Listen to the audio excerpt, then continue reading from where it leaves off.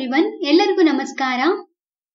ಭಾರತದ ಭೂಬಳಕೆ ಹಾಗೂ ಕೃಷಿ ಈ ಅಧ್ಯಾಯದ 4 ಅಂಕದ ಪ್ರಶ್ನೆಯನ್ನು ನಾವು ಇಂದಿನ ವಿಡಿಯೋದಲ್ಲಿ ನೋಡೋಣ.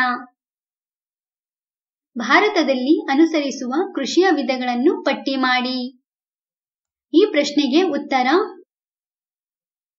ಭಾರತದಲ್ಲಿ ಅನುಸರಿಸುವ ಕೃಷಿಯ ವಿಧಗಳು ಯಾವೆಂದರೆ ಸಾಂದ್ರ ಬೇಸಾಯ, ಜೀವನಾಧಾರದ ಬೇಸಾಯ. ಜೀವನಾಧಾರದ ಬೇಸಾಯದಲ್ಲಿ 2 ವಿಧಗಳಿವೆ. ಅವು ಯಾವೆಂದರೆ ಸ್ಥಿರ ಬೇಸಾಯ ಮತ್ತು ಸ್ಥಳಾಂತರ ಬೇಸಾಯ.